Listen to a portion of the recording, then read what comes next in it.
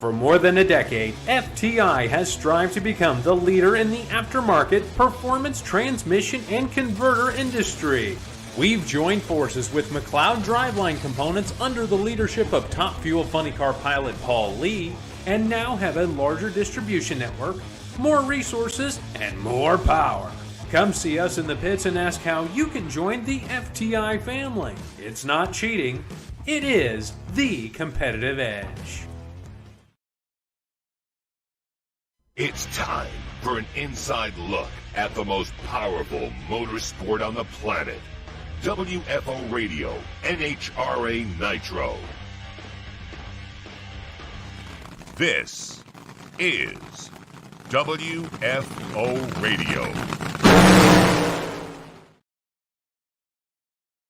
WFO Radio is back. We're getting ready for the Menard's Kansas Nationals, presented by Pet Armor. It's going to be great. We're going to have ourselves great on time out there. Final time? Is it the final time that we'll be headed out there to Heartland Motorsports Park? I don't know.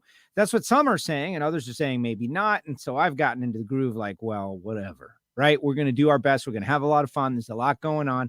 And on this show here today, we're going to have a couple of guests that I've got a lot going on. No Alan Reinhart today. I don't want to chase everybody away, but Alan will be on tomorrow. Erica Enders is going to be on tomorrow. So we got a big week here on WFO. You know, those Wednesday shows are a little odd, those algorithms that like, you haven't broadcast on a Wednesday in 2 weeks, so we're going to give you 10% of the people. Bottom line, we're going to have Erica, we're going to have Alan, we're going to blow it out. It's going to be tremendous. There's so many things going on in the drag racing world, some of which I'm going to comment on in a few minutes, but we've got Buddy Hull going to be on the show. Buddy has never been on WFO. To my knowledge, like maybe, I don't think so. We're going to connect with Buddy. There's all kinds of good stuff going on. He'll be racing this weekend, attempting to qualify.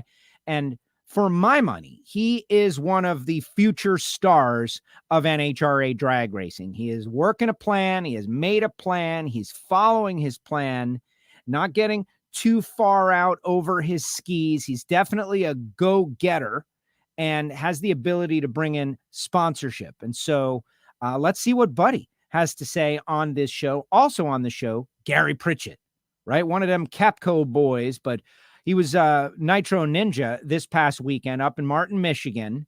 And Gary, who I'm a fan of Gary Pritchett, right? Because he is just like hard work personified. He's been with the CAPCO team since always. And he can drive. You know, he's driven alcohol funny cars, and he got the opportunity to drive the Nitro Ninja up there in a match race. This guy's got his license. He's good.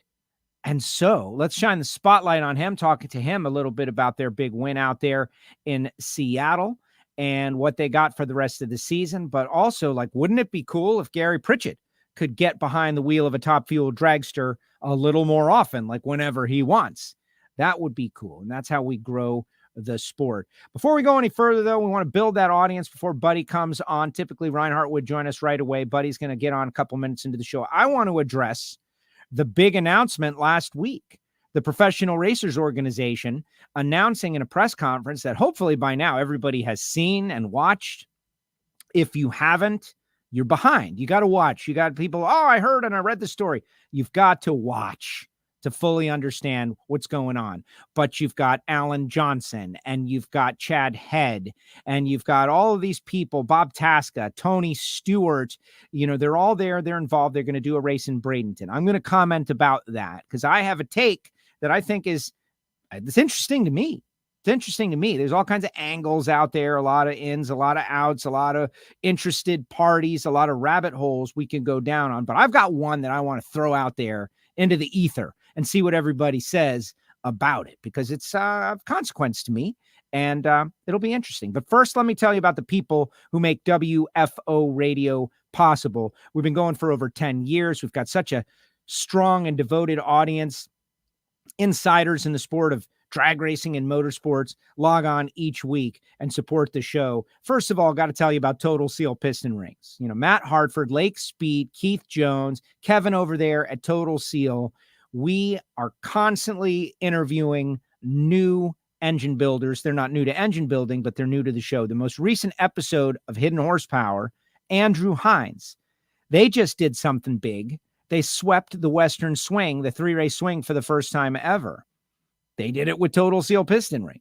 But what was cool is that Andrew starts talking about some stats of this Suzuki engine that they're building that for any engine builder is pretty shocking. Like 3.6 horsepower per cubic inch, 14,000 RPMs. It's naturally aspirated. Like, that's ludicrous. 3.6 horsepower per cubic inch. All kinds of interesting stories. And Andrew really goes in depth on many of the things they do over there. You know, the pro stock motorcycles, most people are car people, and the bikes are their own world, but we love them. And I think you'll be very interested. Regardless, Total Seal fit in the rings, unlocking that hidden horsepower for so many of the teams out there. When you need something, be sure to go to them. Phillips Connect, Justin Ashley, 5 wins on the season, but it's all an exercise to promote Phillips Connect. Phillips-Connect.com. Go to their website if you're in the transportation industry, if you're into trucking, if you have trucks and trailers going over the road, you need Phillips Connect because it's the ounce of prevention. A lot of our sponsors are the ounce of prevention, right? You got a wheel bearing heating up. The brakes are out. There's a problem. The load is missing. Like, it was loaded and now it's not loaded. What's up with that? Phillips Connect can help you with all of that. And if you want a personalized introduction, just email me, joe@wforadio.com. Phillips-Connect. Go to the website to learn more. The folks at Foggett, same situation, ounce of prevention. That's a metaphor. If you haven't heard it, it means you spend a little bit of energy preventing something from happening, or you spend a ton of energy and money fixing it after it's broke. Pretty simple. And that's what Foggett does. Every time you put your race car away at the conclusion of an evening, it's all hot, it's warm, you put it in the trailer's cold, it's cool, there's condensation, microscopic corrosion, and rust on that cylinder hone that you worked so hard to make perfect so you could seal up your engine. And it just kind of degrades. How do you stop it? Gary Stinnett, along with Steve Williams, have solved the problem. Proprietary blend. It's in a spray can. It's right here. This should be in the trailer of every racer. Go-kart racer, junior dragster racer. It is very inexpensive for what it's helping you do. And like me with Project Pontiac, only if I had a can of Foggett and known to use it, which a lot of people don't even know that they need to fog their engines. They don't even know. FOGGIT.com. Check them out. Of course, you already heard a little bit about FTI performance transmissions and torque converters, the vital link in the driveline for winning racers. Go check them out. .90, Pro Mod, Top Sportsman, Top Dragster, Street Cars. They do it all. A Paul Lee company. And then there's Bernie's Speed Shop. BURNYZZ.com. Josh Hart's on there. He's probably making Alan Reinhart feel, he's got 3 Resto Mod Barracudas on the up for sale on the site. Go check them out. Go to Bernie's.com. Josh is pushing it out. Pretty cool. Reinhart's Cuda's coming along, but these are finished. And there's a lot to be said about that. BURNYZZ.com. Bernie's, American Classic Horsepower. Later on in the show, I'll tell you about Sam Tech. Later on in the show, I'll tell you about Frank Hawley's drag racing school. And of course, my buddy Marvin Rodak, as we get ready to head down to Rodak's country for the Stampede of Speed at the Texas Motorplex. We've got our WFO Patreon meetup this year. WFO Patreons from all around the world are going to be headed to the Texas Motorplex for the Stampede of Speed. We're going to be giving everybody a QR code, a special QR code for WFO.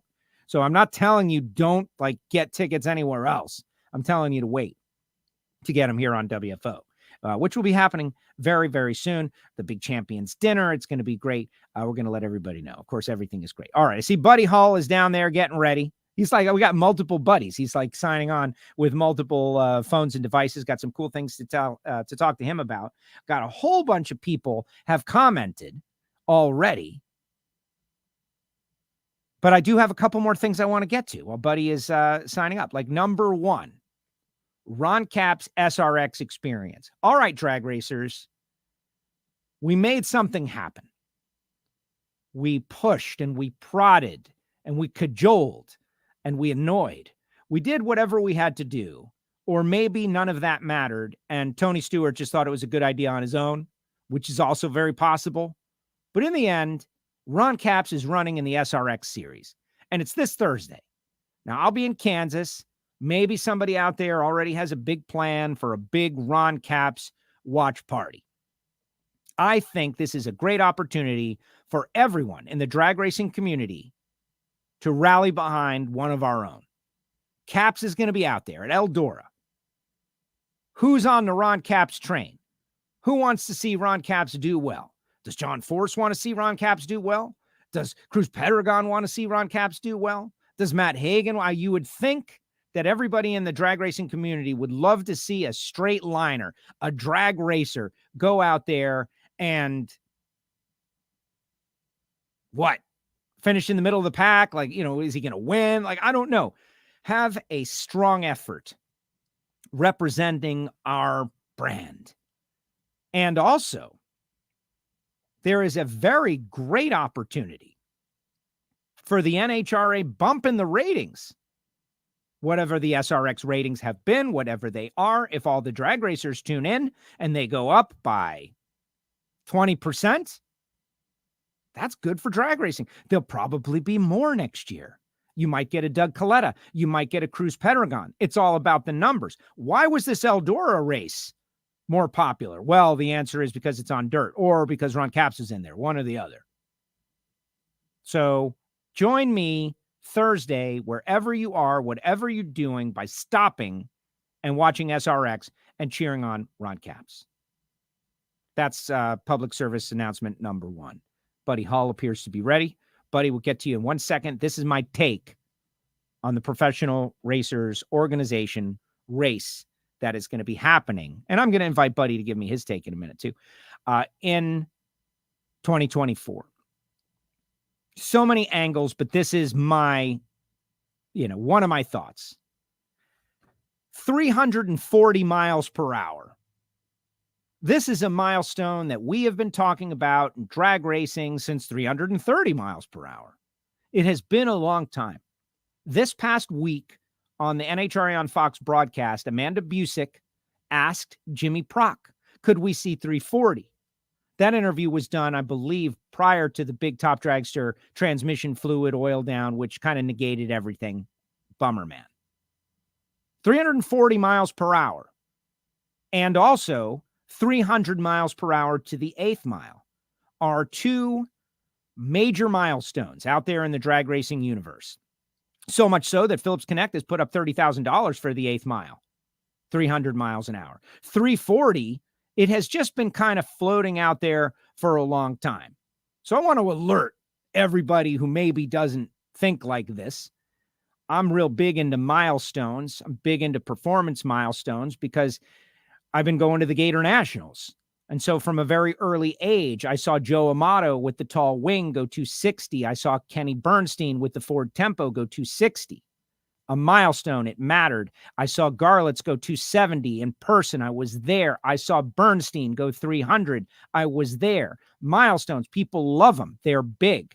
I remember the first 200 mile per hour on a pro stock motorcycle. It was in testing at Valdosta, and that photograph of the 200 went around the world. It happened eventually at the NHRA national event, and Hector Arana was the guy to do it.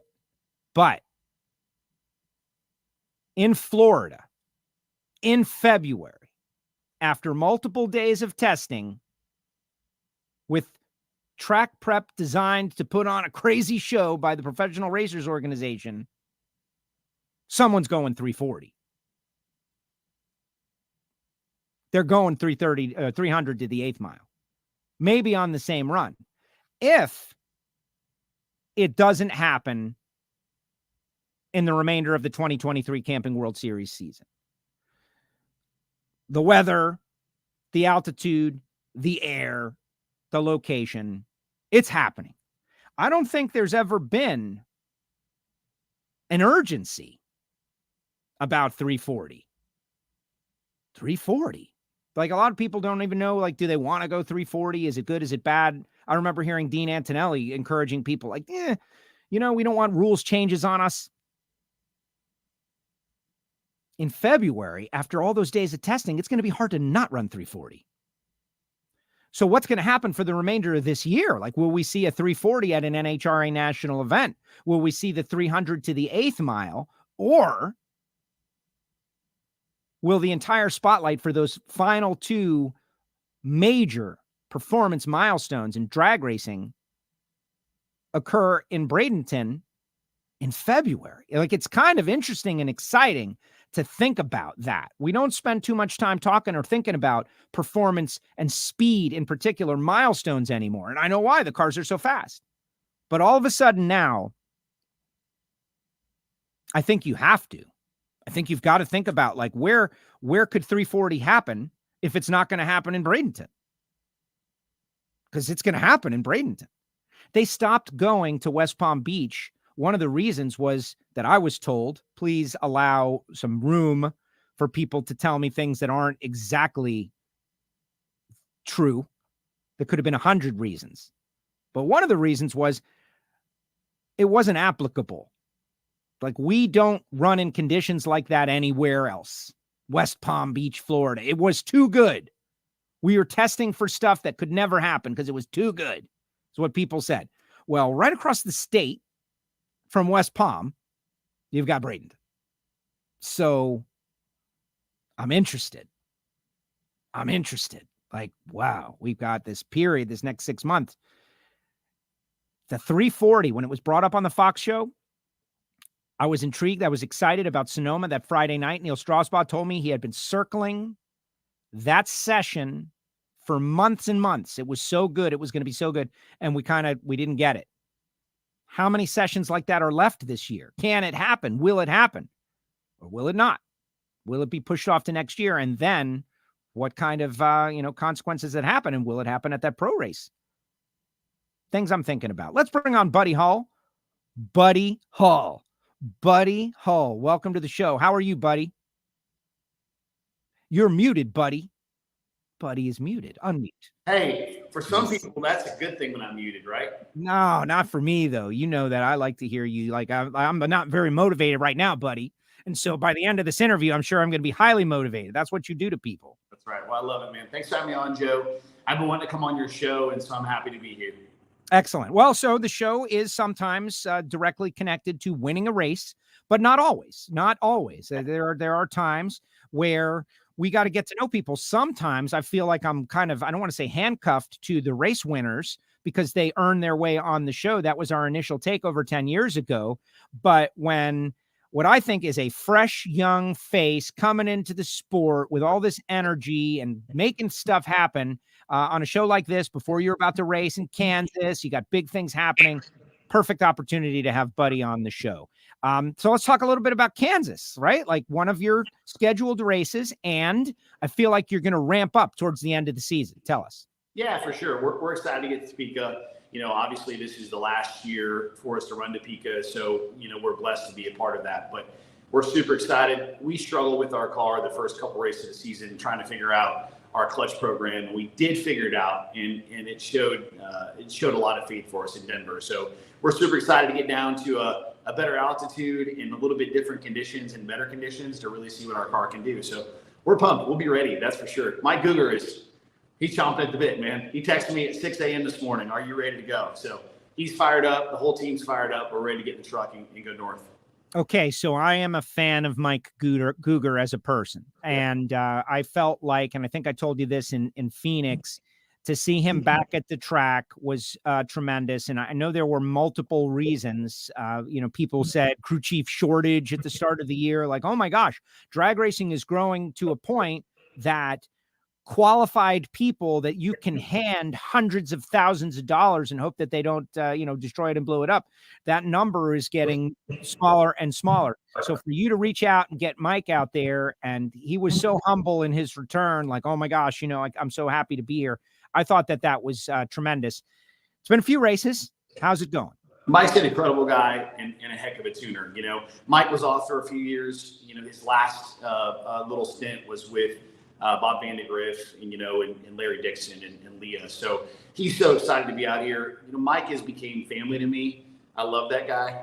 He's a great person. He's very smart, and he's really done a great job of catching back up at the times. Something we don't discuss a lot is how quickly the parts evolve in this business. So it's been a while for him. But he's done an incredible job at getting up to date with all the modern parts and learning how to work with them. So it's a blessing to have Mike. That's all I'm going to say. You know, he's truly one of the last of the Mohicans that's still out there with, 40 plus years experience tuning Nitro cars. And he's great. He's helped me a ton. Yeah. Well, and this is a program that you're running, like you're working this program. You can't, what is it? It's crawl, walk, run. Right. And you put together a team, you were doing some stuff with Tim, your mentor, then you got your own stuff, and now you're running multiple races. You're bringing in all these sponsors, but you seem to know that you could sell a great sponsor, but if you don't have the performance, it's not going to last. Yeah, that's right. A race car's got to perform. This is racing. This is a motorsport, and it requires performance to be respected and to stay out there. So our number one focus on our race car is performing, going A to B, and proving that we have the earned the right to be amongst the best in the world and then become one of the best in the world. One thing about me, if you don't know me very well, I'll never give up on anything I want to do. I'll always find a way to make it work, as long as it's not illegal or unethical or I'm not harming other people. So what I am determined to do something, I'll get it done, and I don't care how long it takes me. And my guys on my team are super loyal, super respectful, and they're along for the ride. And they have the same vision with Mike and I, which is we're going to do whatever it takes to win.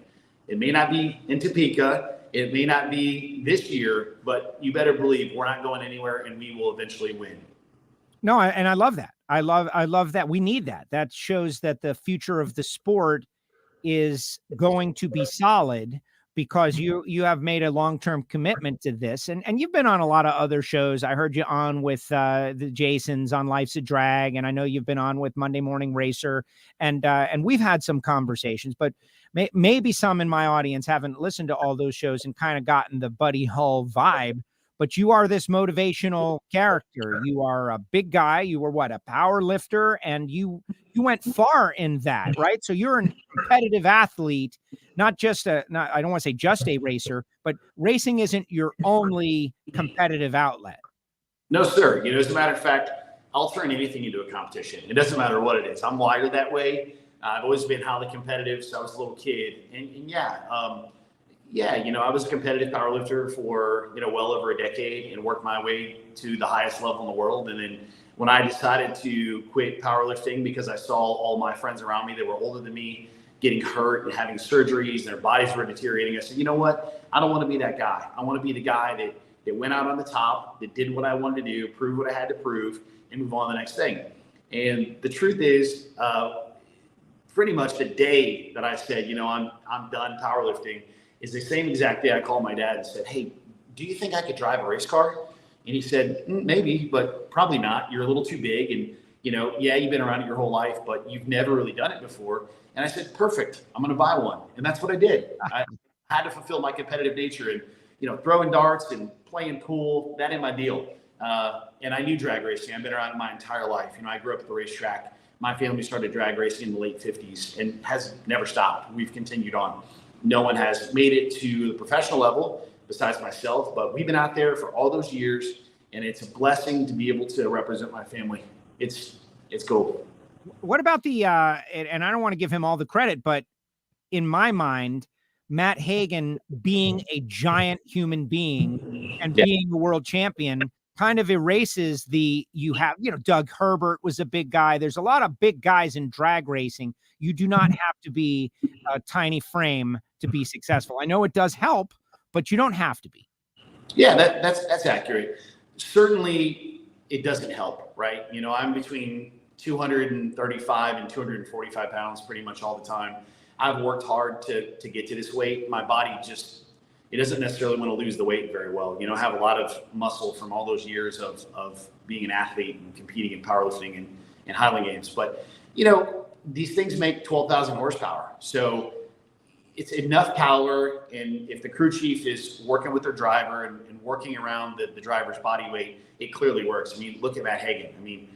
The guy wins all the time, right? And he's the biggest funny car driver out there. I'm the biggest top field driver. And we haven't won yet, but Mike definitely knows how to work with my weight. And I can't say, I don't think I can change. I'm pretty much as light as I can be at this point in my life. Maybe I could stand to lose maybe another 5 pounds, but I'm about as small as I can be. I'm just I'm just built this way. You know what I mean, Joe? I wish I was taller sometimes, especially when I'm sitting in the car and it's 100 degrees. I'm like, man, if I was just like, I just was built like Mike Salinas, I wouldn't be like dying right now. You know what I mean? He's dying too. Mike Salinas is dying too. They're all dying. You're in these fire suits. You're in there. You're strapped in. You can't move. Nobody's comfortable. Yep. And I'm built this way too, man. I know what it's like. You know, I'm looking up at everybody like, hey guys, what's going on up there? But it just is what it is. I don't want to spend too much time on the powerlifting thing, but I like the idea of taking experiences from one thing and applying it to another. I'm wondering how mental the powerlifting is. You got this weight there. You've never lifted it. Is it a guy over there? He just lifted it. Can you lift it? Like, tell me the mental side of powerlifting. I think we all understand building your body and muscles and explosiveness and all of that, but there's got to be a mental side. Like, I can do it or I can't do it. And that thing comes crashing down on you. Sure. You know, visualization is something that I was taught early in my career by a coach that I had in powerlifting. And what I mean by visualization is thinking about what you're going to do before you do it hundreds and thousands of times, replaying in your head over and over and over again. And I've actually carried that over into drag racing, and it's worked well for me. But also too, you know, having a fire inside of your stomach to want to win and do, and I'm going to repeat myself, doing whatever it takes to be able to do so is the key. And the truth is, I never really cared about what everybody else was doing. I was always very aware of the best in the world, and I was always looking at their training regimens and trying to discover what they were doing to get there. And the truth is, what I learned through that experience is none of them, I shouldn't say none of them, most of them never told the truth.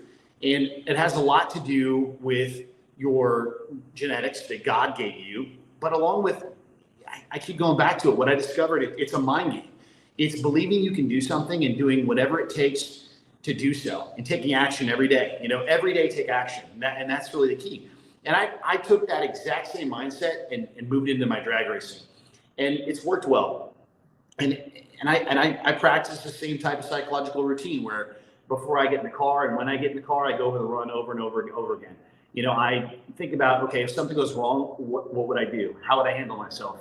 You know, where would I point this car? You know, all those things, because when you think about something enough, it tends to become a reality for you, and you're better prepared that way. So I handle drag racing the same way, and I handle my competitors the same way. I get along with everybody out there, and it's a blessing to be able to have that and be able to say that. I respect all of them, but I fear none of them. I wish them all the best, but I want to beat them all. I want to beat every single one of them. And if I didn't have that attitude, then I shouldn't be racing Top Fuel. But you better believe I want to beat them all. I don't know if I'm capable of beating them all right now, but I promise you, I'm not going anywhere, man. And I'm eventually going to get my chance to beat them all. And but I'll do it very respectfully, and I'll do it with all the gratitude and actually thank them for giving me the opportunity to do that, because I'm still a racing fan. I know it sounds stupid, but I'm such a drag racing fan. You know what I mean? I'm still, I watch small tire stuff, and I got to admit, I follow Street Outlaws and all this stuff. So I'm still a drag racing fan, man. It's still right here because, that's how I grew up. I remember this was in 2003 or 4. I was standing on the fence in Joliet, Illinois, with Hot Rod Fuller's mom, my dad, and this guy, Pat Fitzpatrick. And, at that time I was probably 260, 270, top 5 power lifter in the world in my class. And I looked at them, all 3 of them, and said, someday I'm going to do this. I'm going to do it. And I'll never forget Pat looking at me and he says, you're sorry for my language, you're full of shit. You can't do that. Well, here we are. And as a matter of fact, I heard from Pat this morning. So anything's possible. Never give up. Never stop following your dreams, but just make sure you take action to achieve them. That is incredible. A lot of great comments out there. Just amen, Buddy Hull. Go get him. All kinds of positive things. And that's what I told you guys. So, hey, guys, share the show to get that positivity out there of Buddy Hull. All right, Buddy, though, what do you need? All right, what's the limiting factor on this team right now? It is my understanding that the car that you drive is the one that was built by Tim. he was going to kind of camp. So it's a relatively new car. It's a modern car. Like I think about TJ Zizzo, who ran his old chassis for way too long and told us like, oh my God, I had no idea that it made such a difference. You've got a modern car. You have modern equipment. You have what you have, but what do you need? We need more runs. That's what we need. We need runs and data. The more times your car goes on the racetrack and the more things that you can adjust during each of those runs, we'll give you feedback. We record everything these cars do going on the racetrack, and when you have all that data, it allows us to use that data to prepare for the next following runs. And so we just need data.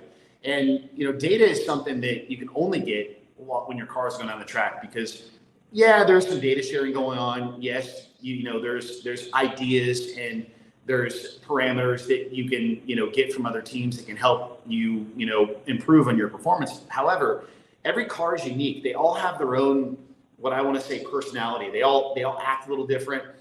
An example, there's many teams out there that have 2 and 3 cars, and each one of those cars on that same team with the same supercharger, same clutch, same fuel pump, same everything, the cars are different, right? You can't tune all those cars the same ways because they have their own personalities. And so, the deal is that we just need runs. That's all we need. And that takes, sponsorship, and we're working on that every single day. We want to be out there as much as we can. And we have the right start. I'll say that. We're in a pretty good place. We just got to get more funding so we can get out there more and get that data. All right, let's talk about it. But first, Central Illinois Dragway, super proud of you, buddy. You've done a great job getting the hometown crowd behind you, and I think it is great. And the more people see you and hear you, the more they're going to like it. But sponsorship, like one of the things that I heard you talk about in the past, and I love this, and this is exactly what we need. And we know that, sometimes like the little guy driver will get a sponsor, and then that sponsor a year or two later is on one of the super teams. You bring in, you're going after new sponsors always, and you brought in a couple. Let's talk about that, and then I'm going to reveal this amazing photograph that I have about something new you got coming on. Everyone, you're going to love it, just so you all know. That's awesome. Well, one thing I'll say, when I decided to go top fuel racing to be an owner, I really had a mental conversation with myself, and I said, I'm going to build my own team with my own people, and I'm going to bring in sponsors that no one else has seen before. I do not want to be known as the guy that stole the clutch guy from this team and the blower guy from this team. I want to create my own thing. And so we've held strong to that word outside of our crew chief, and with Mike had sat on the sidelines for 5 years. So one might say that I pulled Mike out of retirement and he wasn't out there with anyone at the time. So we've held true to that. And the second thing is, like I mentioned, I won't take anyone else's sponsors. I don't even contact people that are on the side of anyone else's race car. I'm interested in bringing in new brands, new faces, new people to the sport so we can actually grow the sport. And I hope no one tries to take the people I have. That'd be terrible if they did. And I can't believe that they would. But yeah, I love creating things. I don't like copying, I like creating. And so we've held true to that statement, and we've brought us some really cool, unique partners that I'm so blessed and honored to have in my camp. I'm so thankful for them, knowing that there's no way I could do it without them, and that they believe in me because they're taking a risk with me. I'm still the new guy, if you will. So they're taking a risk with me. So I have to represent their brand well. And I feel like I do as an individual, but I want to represent their brands better in terms of performance. That's what we're really focused on. We're focused on getting our car to perform better. And we believe that we've discovered some things in the last month or so that are going to help us do that. So that's kind of it, Joe. That's it. Okay, let's reveal this. It's going to cover both of us, but I think we deserve to be covered. Okay, Methanol Moonshine jumped on with you guys prior to the season, and a logo on a car and a press release and a great wrap and all of that stuff is one thing. That's commitment, but there's another layer of commitment, and I believe this is it. Check it out. Buddy Hull Top Fuel Dragster in the bottle of Methanol Moonshine. So this is really what I believe. Hull, yeah, it's Methanol Moonshine. Look at that thing. Fans want to be able to buy the products to directly help their drivers in drag racing. We've known it for years. Like, that's a big thing about drag racing. But when you can't, like, what can I do? I can't. This is something that's going to be on the bar of every drag racer that has access to it. How cool was this project for you, and where do we get it? It's so cool. Wade Onger is the owner of Methanol Moonshine, and not only is he an incredible sponsor, but we became very good friends, and I'm so happy to have him with us. But, to see that picture of, the car inside the bottle and the little blurb written on the back, I got to pinch myself sometimes and know that it's real, because, sometimes, things, you dream them. And for me, my dreams have came true. So it's going to be so cool. We're so excited for that bottle to hit the shelves. And I hope that I see people coming through my pit area and want that bottle signed. That's going to be so cool. And, but drink cautiously, drink wisely. It's absolutely strong. So I don't suggest drinking it like a beer. Drink wisely. But anyway, it's such a cool brand, and man, that bottle's going to hit the shelf, and it's going to fly off really fast, pun intended. Yes, exactly. So Grey Goose and all these, fancy bottle liquors. Okay, let's call it that, right? I know that's not easy to accomplish, to go in there and do that. So Methanol Moonshine is going to do it. Do we know when it's available? And if you don't, that's fine. We'll make sure our audience knows. But I can see in the chat section already that people are itching for it. Like Roscoe, the Yeti wants some of that moonshine for Brainerd, which, Brainerd is probably the perfect place for that kind of thing. Marvin Rodak says he wants to support Methanol Moonshine and support a fellow Texan. So let's talk purchasing. Where and how and what do you know? Well, so the bottles have not hit the shelves yet. That was the first one. So that was the I guess I want to say the prototype label. Wade does not have an exact date for them to hit the shelves yet, but you better believe we'll have a big announcement when they do. And I'll probably do a post of everywhere that it can be bought from and purchased.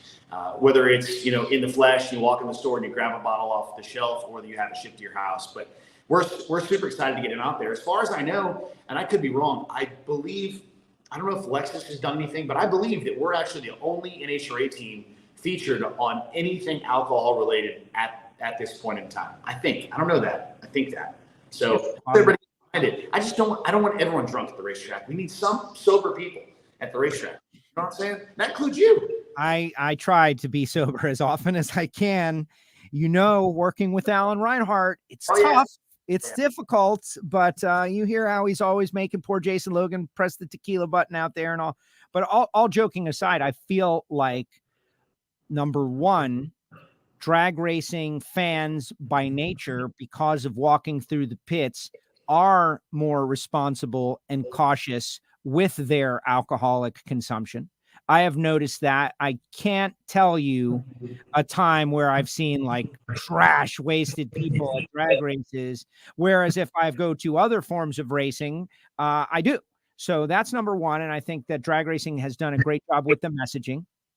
To, like VIP areas and all that stuff for beverages. Back in the Patron days, they would bring something out. I think there's possibility for growth out there. Certainly at the Formula One race that I went to here in Miami, every possible beverage had their special zone or area or bar. I just think there's a lot of growth potential in that market, especially for drag racing, because the sport is so great. It's extreme, and you have all these opportunities to engage with the driver and the fans back and forth. So I think you're onto something. But it's not just Methanol Moonshine, right? These Renegade Fuel people are on board with you. You got a bunch of people that are helping you.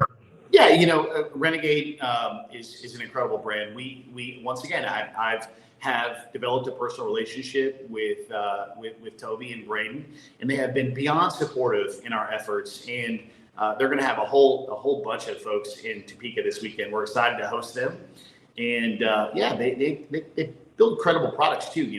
A large percentage of the tracks across the country use their track glue, if you will. They make a full line of gasoline and methanol for the consumption of these high horsepower cars.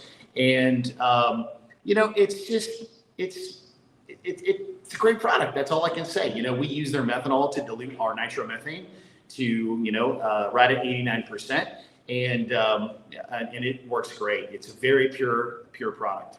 That's awesome. Your buddy Chad is out there. Chad has said, buddy is the man. Yeah. Maddie is out there. Everybody's out there saying what's up to Buddy. I'm excited, but this one is what's cool. Chris says, thank you, Buddy, for sponsoring our Down syndrome partnership of North Texas Golf Tournament. You rock, my friend. You're very involved in 100 different things. Yeah, I spin a lot of plates. You ever go to the circus and see the guy that's got all the plates on the stick doing this? That's me all day long. And and by the way, I hardly ever say no to sponsoring anything that has to do with helping kids or dogs or people that are disabled. I'll never say no. It's just what I am. Little funny story here. So this has been a couple months back. I'm very passionate about handicap parking spots, right? I know it's a quirk I have. So I pull up to the shoe store, I get out of my truck, and there is a brand new 2023 Corvette parked in a handicap spot going like completely the wrong direction with a paper license plate on it. I walk in the shoe store. There's just one person in there, and I just can't help myself but to ask them to move their car. Well, long story short, that good deed that I was trying to do for the day didn't work out in my favor, and I ended up in a situation, in an altercation. No! Oh yeah. So, but my passion towards helping people and dogs and handicapped people is extreme, to say the least. So I get involved in any way I can. In the Races for Christ folks, I support them. I run a big old sticker of theirs right on my trailer and on my race car, and anything I can do to help people is my MO. I got to go back to the altercation, though, because that's what everybody wants to know. Like, what kind of crazy person wants to get into an altercation with Buddy Hull? Like, how does that go? Like, sir, listen, you're not handicapped and you're in the handicapped spot. There's handicapped people that need this spot right now. You should move your car. Can you do it? And the person says, what? No? What's the big idea, pal? Like, no, and an F word, and I can't make it up. We're going to get the video someday of this whole altercation because it's all on video. So I said, okay. I said, well, and I was super sincere about it. I said, can I move it for you? I said, there's only one handicap spot in this whole row, and I don't know why. It can't be legal, by the way.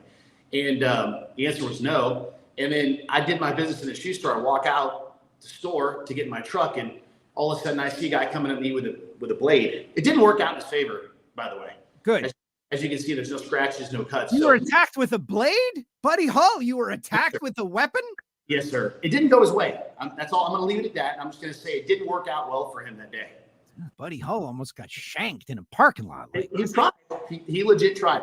I tell you what, when I get the video, I'll send it to you. So please. I would love it. All right. That's interesting. I have one final question before we let you go, because people, they want to know. I feel like I know the WFO audience. This is why they've been with me for a long time, listening to the show, and we grow slowly every week, because people know, that I try to ask the questions that they want to know. And so here's the question. Where the heck are you? Is this a sauna? Are you in what is this? Where are you? What is this room you're in? It's very nice, but I can't figure it out. I'm at Vertex Roofers and General Contractors office. And this is a spot that we have. It's actually a loft over the rest of the office. And so I'm up here doing paperwork and making phone calls. And so this is my spot, man. This is one of the places where I do business. Yeah. It's pretty cool, right? Yes. No, it's beautiful. It's beautiful. I'm like trying to figure out, where's this guy in the lounge? Is it a sauna? Like, what is going on? Is he working out? I'm definitely working today. Yeah. So Zach says you need a knife sponsorship. It's like, I agree. Actually, the other guy needs a knife sponsorship. He needs a bigger knife, and he needs to go to some class to learn how to use the thing. That's all. Or not. It's better that he doesn't. Buddy, excited to see you this weekend. Q1, Kansas. It's going to be awesome. Final time, hopefully not. I don't know how to feel about that one just yet. I know there's the Flying H Motorsports Park that's going to be in the same general region. But in addition to Kansas, what other races are you running this year? So Indy, we're super excited for Indy. We're really using Topeka to quote unquote look for data so we can get it, our Indy tune-up, if you will. And then we have St. Louis, Dallas, Las Vegas, and hopefully Pomona. We're working on a deal to get out to Pomona. I really want to finish the season, if you will. I haven't finished the season since 2021. And so I really want to finish the season in Pomona, and I really like to go to the banquet. I've never done that before. So it's a goal of mine, but we're looking for help to get there. There you go. Well, somebody out there, help this guy out, and not a short-term thing, a long-term thing. We need would be great to have another full-time car with a full-time driver trying to spread the word of NHRA drag racing out there. And I think you're a great messenger, buddy. Thank you for coming on the show. I appreciate you. Thank you, Joe. WFO Joe. WFO. There he goes. Buddy Hull. See you this weekend. Thank you, buddy. Buddy Hull. Awesome stuff. And what's wrong with me that it's taken so long to get Buddy on this show? Well, I've been wanting, maybe he breaks through for a win or something. All right. Gary Pritchett's next. We got Gary. He's down there in the ready room. And I see it, Gary, which is great. But everybody's loving Buddy, right? Everybody is loving Buddy. They love him. And he is a very motivational character. And that's what we need. We need new. You don't have to be brand new to drag racing. Like I've never seen a nitro car ever before in your life. And then you become a driver. That's not what we're talking about. But he has the roots. He's successful in his life. And now he is turning his attention to trying to become successful in drag racing. And what's better than that?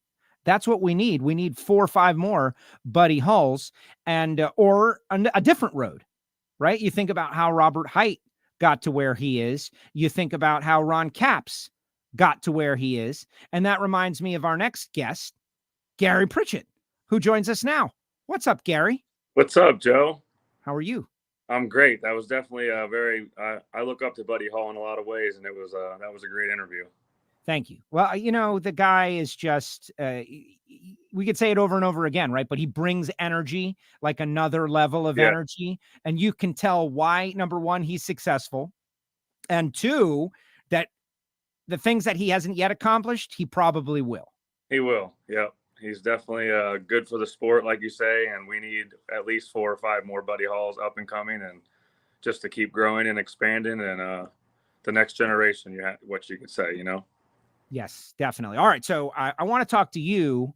You told me last week that you were going to be up at 131, US 131, which is a great track. I wish they were an NHRA facility, but whatever. And you're going to be match racing. You, Spencer, Krista, and Larry Dixon, you're going to drive the Nitro Ninja, Bobby and Dom's car, which I love. You were there. And so I want the recap. And then I'm going to ask you some questions about, obviously, CAPCO and the rest of the year. But the fact that you're getting to drive this car now on a pretty, whatever you want to call, how often they run it, regular basis, put on a show, chase your dream, and you did pretty well. You had great reaction times. You drove well for not having driven in a while. Yes. A lot of years, a lot of experience. Just being around these guys, and obviously Bunny Briquettes, who I grew up with around the sport. Weekend recap. I mean, we started it off with, racing Darren Mayer's daughter, Olivia Danger, her name is. And as a kid, I grew up racing junior dragsters, junior funny cars. Actually, there was one that was painted just like Bunny's car, and I still have it. I actually told Olivia she could drive it, but we got to do something that I don't think's ever been done before, and line up a top fuel dragster against a junior dragster. People don't understand that. Okay. The photo is on the screen, and I myself was struggling to fully understand what was going on here. Like, is this car running? Is it started? Is this a photo op? How did this come together? It's awesome. Last year it was a photo op, and we didn't get the photo. So this year we decided, well, let's try it again and let's stage them and go from there. And we felt like it was a good opportunity to do it. We needed to make a shakedown run because I hadn't drove the top fuel dragster since last year, and we just needed to get a good run under our belt. So why not? Bobby and Dom, I mean, they're crazy. Let's do it. You come up with something, well, they'll do it. And to be able to line up next to that kid is something that she'll never forget for the rest of her life, and I won't either. I mean, that's the junior dragster kids are what is this sport. I mean, they're up and coming, and to think that you can go and tell your friends that you staged against the top fuel dragster and it took off next to you. I mean, that's pretty wild. When we got out at the end of the racetrack, she staged and she did perfect. I mean, think about how nervous as a kid you would be to be listening to that next to you. And she's pre-staged with me, and I, kind of sat there for a second. I'm like, all right, well, I wonder if she's going to go in. And then she held me out a little bit, which is awesome. I went on the high side, let my foot off the clutch, started bumping in, and we both bumped in exactly the same time and took off. And, I made the turn at the end of the racetrack, and she pulled up next to me, and her eyes were about this big, didn't know what to think. And just a memory of a lifetime, something we got to share with, Darren and Jules and us. And that was the start of the recap of the weekend. That's what we started out with. And so who had the better light, Gary? I did on that one, but she was coming for me, All right. Oh. Easier for us to hit a 400 Pro tree than a junior dragster, but she did very well. And I think she almost ran it to 1,320 feet before she lifted. I'm sure. Was that on your mind? Like, hey, man, I can't let this young lady racer have a better reaction time than me in my top fuel dragster that I'm driving. Right. It That's was, awesome. But she did a great job and something we'll never forget. So there's match racing all over, like that weekend after the Western Swing. Some people like this guy go home to work on household projects, but everybody who's like gets paid to go racing goes racing. Night Under Fire, Norwalk, divisional racing up there at Maple Grove and Indy. Right. Boise was rocking, and 131, and everybody around the country. That's where everybody plans their big summer blowout race weekend. So that's where you guys were, 4 top fuel dragsters. How was the crowd? I know that the one time I was there, Dominic ran to the quarter mile and went like 4:57 or 4:59. 38. He went there, and that was quarter mile, and that record still stands, and it's not going to be broken for a very long time. And to say he did that there to 1320, now we're back to 1,000. I mean, that's incredible. And just to be able to be the one that gets to drive the Nitro Ninja for Dom and Bob Lagana is a very special deal. We've obviously known each other for a very long time. Dom and I used to race at Englishtown they would match race their car against Shirley Modowney and stuff. We would run Bunny's car against, Frank Manzo, those type of guys for the Night of Fire there. And Dom and I would push Hot Wheels cars around together. And we've been friends a very long time. And obviously Bob and I too. And Bob and I have worked full time with each other since 2015. And it's just a lot of history there. And to be able to drive that car is, I don't have the words for it. It's very special. And obviously we got to race against Krista, and Spencer was there with Pat Dakin. We had, Larry Dixon Jr. Last year I got to race Del Worsham, lifelong hero. This year again, I got to race Larry Dixon Jr. I got to line up next to him and make a run with him. And it was, as a kid, you dream of that, and we got to do it, and got to do it in the Nitro Ninja. That's amazing. You mentioned Bunny. This year, she went into the Don Garlits International Drag Racing Hall of Fame. Of course, I was there for that. Garlits is, the guy is amazing, man, how he has been able to continue on. He wrote a screenplay about his life, like insanity, what he is doing. But you were there. It was emotional. What did that mean to you, that someone who kind of personally guided you and others in the sport of drag racing going into the Garlits Hall of Fame? It meant a lot to me and the Burkett family. I was able to represent her as well as best I could, but I really wish she was there and alive to be able to accept it, because she was a mentor of mine. And so many stories of people over the years that met Bunny, and as a kid, generations, their kids. She was a role model for very many people, and I felt like she did a lot for the sport of drag racing. She is the reason where I am today, and as well as a lot of other guys that are out here. Actually, Aaron Cave on Scrapper's car, and Adam Cave, and we got John Boyce here with us. That's all of Bunny's boys, and we're all out here because of her. And she just did so much for the sport of racing. I just felt like it was time, and was happy to be a part of it. Yeah, amazing stuff. So you guys got your first win of the season in Seattle to take over the points lead. It's kind of interesting. Justin's got 5 wins. You guys have got 1 win, but the points are very close, and it's crunch time now. We have 2 races before the U.S. Nationals. I don't want to put you in a difficult situation to talk on behalf of the team. I want you to talk on behalf of yourself as best as you can. Like, you feeling good about where this team is at? Yeah, I could say I feel good. We've had a lot of successful years here, and you kind of see the direction it's going. And obviously the competition's tough. All these up and young guys coming up they're really good. They cut good lights. Everybody's on it.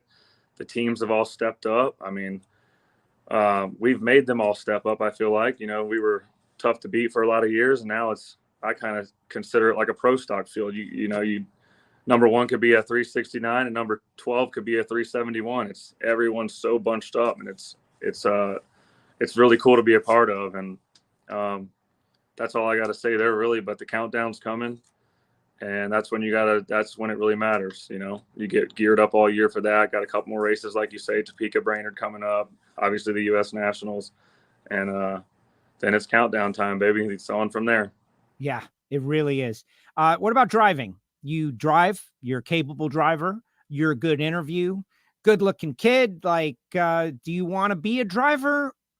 Like, is that like the goal? Like Buddy put his goal out there. Like, this is my goal. Yeah. This is what I'm going to do. I'm never going to quit. I'm going to end up here. You got a great living going on. You're already doing what you love at this moment. But what about the driving thing? Is that like burning inside you? Do you have to get there? I love it, but I also love CAPCO and where I'm at. And I've said this to somebody before. I get the same feeling in the car when the wind light comes on versus standing behind and the wind light comes on. When you're in the car, you're down there alone. When you're on the starting line, you're there with all your best friends and your buddies, and you're celebrating that win.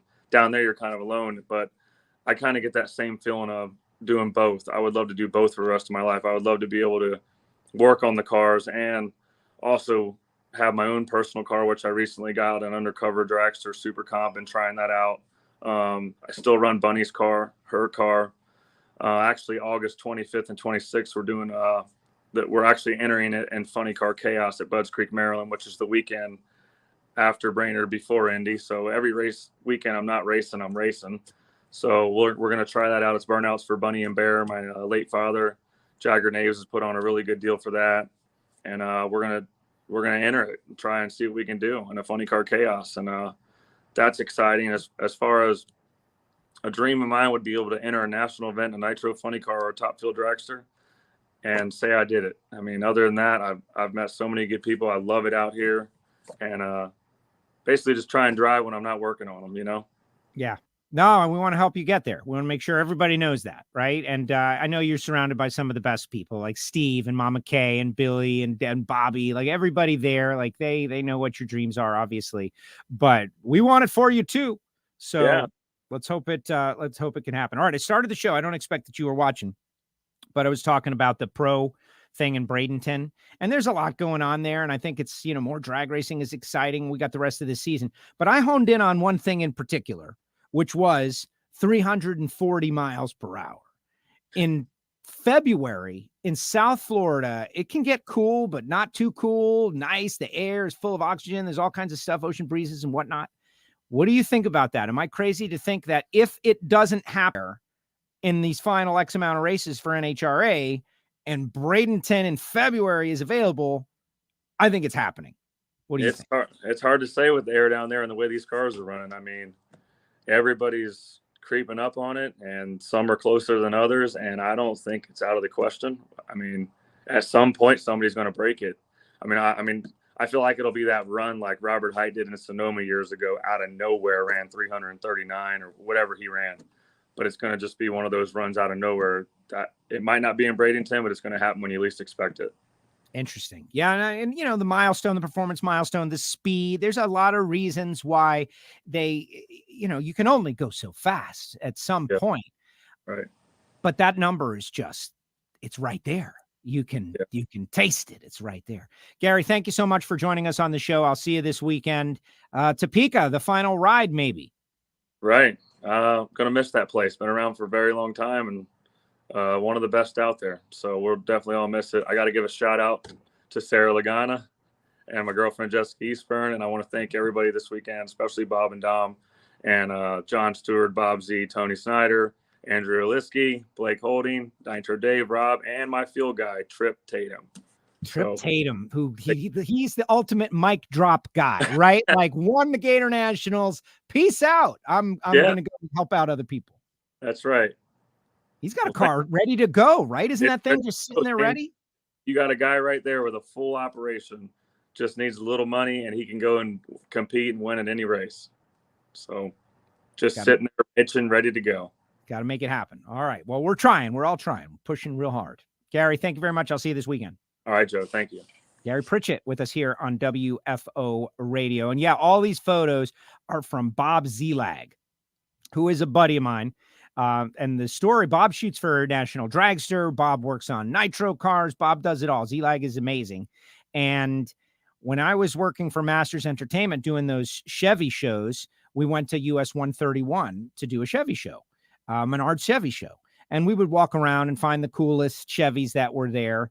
And after the day of shooting, I kind of looked over at the other side of the track and I saw Nostalgia Pro Stocks and I saw Dom's trailer and they're like, we're going back to the hotel, tough day at work and all. And I was like, guys, I got to stay here. And they're like, why? We just finished work. It's like, if I leave this, then I'm not a drag racing fan. I got Nostalgia Pro Stocks. I never seen him for the very first time. This is the Top Fuel Dragster here.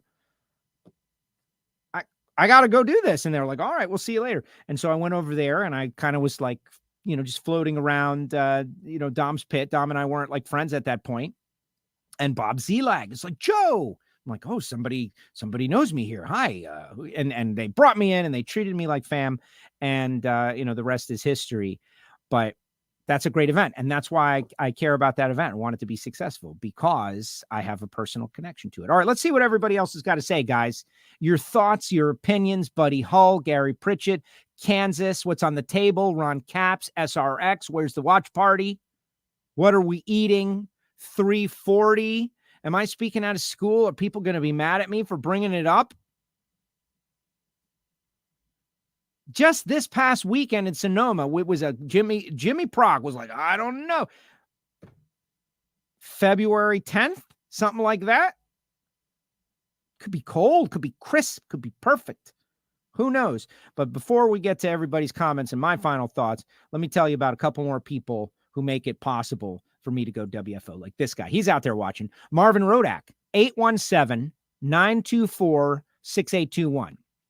Just inked a deal to get rare and exclusive coffee from Kenya. They came to his shop. They did a whole thing. That's what Marvin Rodak is all about. Like, everybody's got their brand of coffee, and it's some beans, and it's a label and a logo. But what is it? You wonder, right? What is it? I don't know. With Marvin, you are getting rare coffee from the source. Is it the DR Congo? Is it the Dominican? Is it Haitian Blue Mountain? What is it? Like, you get from the best farms from that region, which is totally different than most coffees are a blend. Now, Marvin makes blends as well. Bang the Blower, drag racing themed, all drag racing themed. Call him 817-924-6821. He's going to be with the Patreon meetup at the Stampede of Speed. All our WFO Patreons are going down there. Sue Morris has already said she wants to go to Rodak's and roast her own. And so I don't know if Marvin knows about the big roast your own event that's happening at his place. But he does now. Yeah, he does now. Frank Hawley's drag racing school. Drive your own. Drive a dragster. Like, why on earth is Gary Pritchett and Buddy Hull? Like, why are they like this? Why? Why are they like this? Why are they so driven? Why are they so focused? Well, drive a dragster with Frank Hawley and you will understand a little better. You'll understand better. Go to the website, frankhawley.com, Hawley. Frank Hawley, one of our greatest legends in the sport of drag racing, helps so many racers. If you see Frank Hawley standing behind someone's car, you might get the idea like, they brought Frank Hawley in. There's a reason. And there are a lot of athletes in other sports that bring in personal coaches or assistants to work them through some things. And, they might not be as high profile as Frank. So you see Frank there and Frank's like, I'm not here because it might signify the person is looking for help. But see, to me, it signifies that the person is smart. If I got Frank Hawley standing behind my car, that's a signal that I'm getting the best instruction and that I care about what I'm doing and I'm trying my best to win. And so it's cool to see Frank out there assisting folks, and he can assist you. Like, you can get the exact same driver instruction from Frank Hawley, whether it be a super gas license or just driving a dragster on a given day on the Dragster Adventure. And then there's samtech.edu, the School of Automotive Machinists and Technology. We say start your education at full speed. They're located in the Houston area. Machine shop work. How do you learn that? This is a school. They're proved to train veterans under the GI Bill. If you want to work at Boeing, I was just finishing my National Dragster column, a little note about the Museum of Flight up there. Like, those people running all those machines, like, you go to Samtech, you can get a job there. So it depends on what you want to do with your life. Maybe you want to be a crew member. You want to work on race cars. Maybe you don't care. You want to do motorsport EFI tuning and be out there at the Bonneville Salt Flats. Samtech.edu. And very special instruction. Call Brian Massengill. Like, hello, let me speak with Brian Massengill. Joe Castello told me to call you. I heard from him. I didn't hear from Monday Night Football. Samtech.edu. And then, of course, our Patreon VIP membership club. These are people with a backstage pass. They get to co-host the Ignition Show. They get Monday Motivation. They get to hear it from Heiner Pro Stock Show. I'm doing my best to make them feel special for actually paying to support the show. It's like a membership club that supports the show. Like, it's shocking they do it, really. Patreon.com/WFO Radio. And let's see what everybody else has to say. We always encourage you guys to get a little swag, buy the gear, WFO. The WFO store is available on the mobile application. Classic Miami Hollywood Speedway gear, which is the track that I got started at and is actually one of our best-selling featured items. The fire shirts are finally starting to take off. People understand that this is the one, man. You just want the fire. And you can get that all on the WFO Radio website and our mobile application. Project Pontiac is advancing. We're getting the car running. Motor plate, mid plate, just about in. I just got a text about a block. Like, why am I doing this? I'm crazy. It's dumb. No, I want to be out there just like Gary said. Just like Gary said. I want to stage up and race. I would love to run the Gator Nationals in Super Street. I've been to the race for 40-something years. Me and my dad. Never raced it. They never run Super Street. They never had Super Street. Now they do every other year. I can do it. Like, I just got to put it together. We got to get this car running.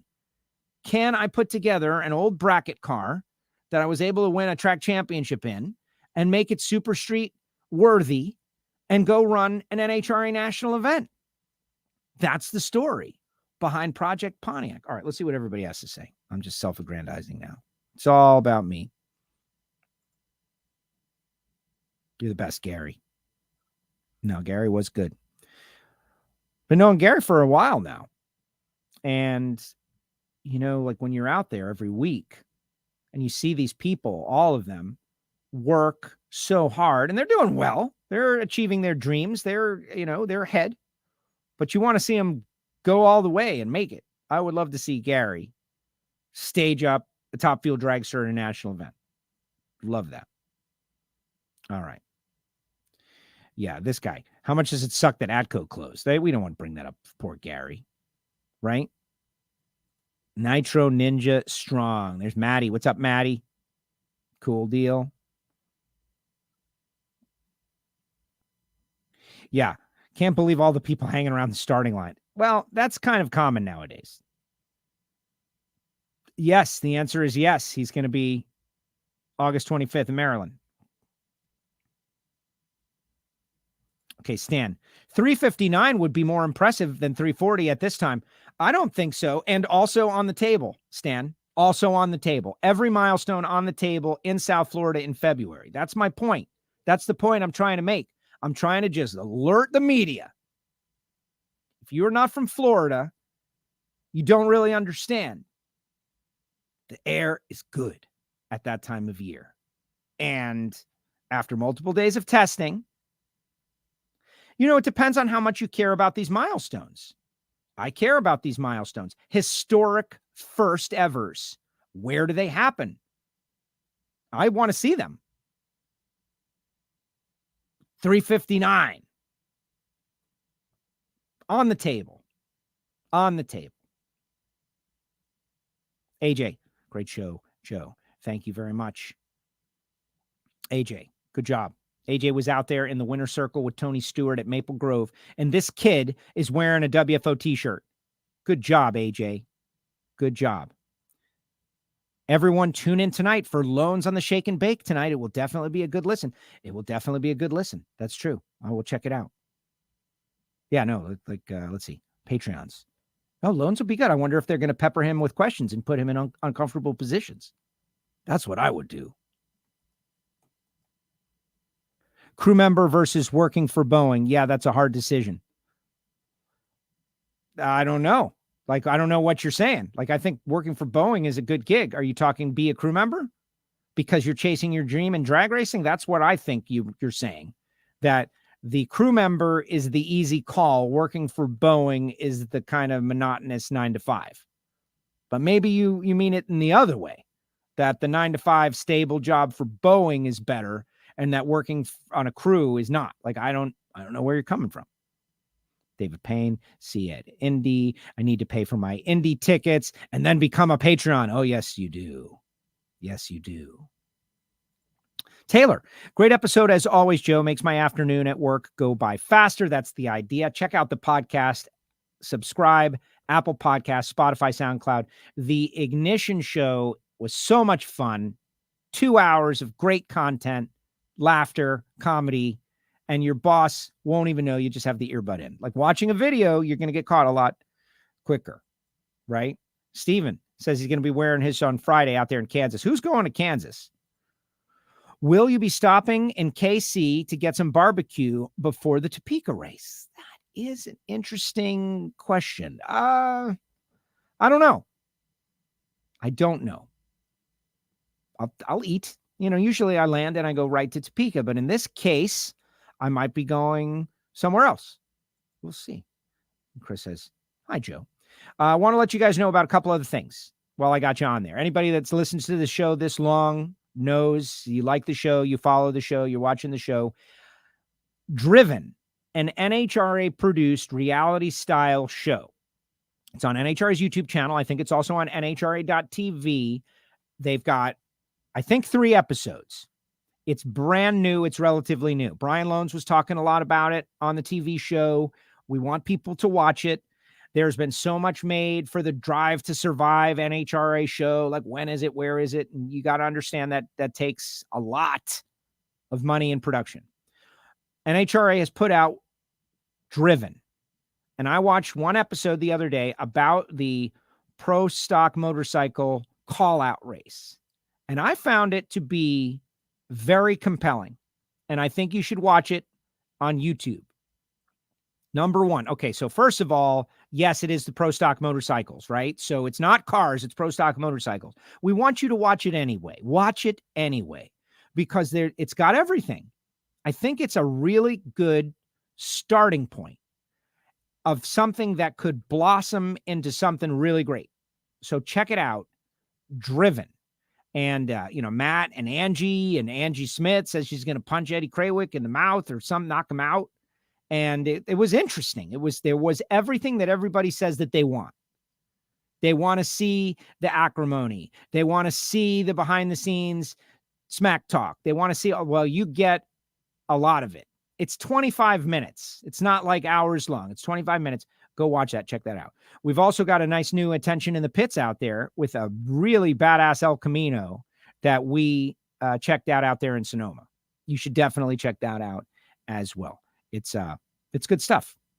And that's it. I always have more to tell you about. But I think this is enough. Tomorrow, Erica Enders is going to be on the show. What has Erica done? Erica won a race earlier this year. We did not talk to Erica Enders about that. So we're going to speak with Erica as Pro Stock makes its return in Topeka. We have been sans Pro Stock for Seattle and Sonoma. It was not fun. It's not the same without Pro Stock. Pro Stock is mandatory. Got to have Pro Stock. It's part of the NHRA experience. And Erica is going to be back. And for those of you that want your Reinhart fix, Alan Reinhart will be joining us after Erica tomorrow. And then it'll be off to Kansas, Topeka, Kansas for the final time. And Jack Stack Barbecue. Yeah, I'm always open for recommendations. Send me one.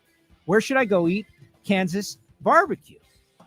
I hear it's the best. That's what everybody says. I'm always looking for good places to eat, as you know, as you can tell if you see me on TV, which they say the television ads, what is it, 50 pounds? TV ads, 50 pounds. Thanks to Buddy Hull and thanks to Gary Pritchett. Don't forget Thursday night, what's happening? Ron Capps, SRX, drag racing watch parties. The entire sport of drag racing unite. Small tire, big tire, outlaw, brackets, everything that exists, street outlaws. You've got a guy that goes straight for a living, battling in an all-star race against guys that turn for a living. We can make an impact by all watching. And all you got to do is watch cool racing. That's Thursday night, Eldora, Tony Stewart. Check it out. One other thing, Tony Stewart wins and A. Fueler out there in Maple Grove. Julie Natas battling for the championship. I got my eye on that championship battle. Going to be pretty cool to follow that through the remainder of the season. All right, guys, thank you so much. Appreciate you. Subscribe, click the bell, write a review, all that stuff. We need you. Do it. Do it.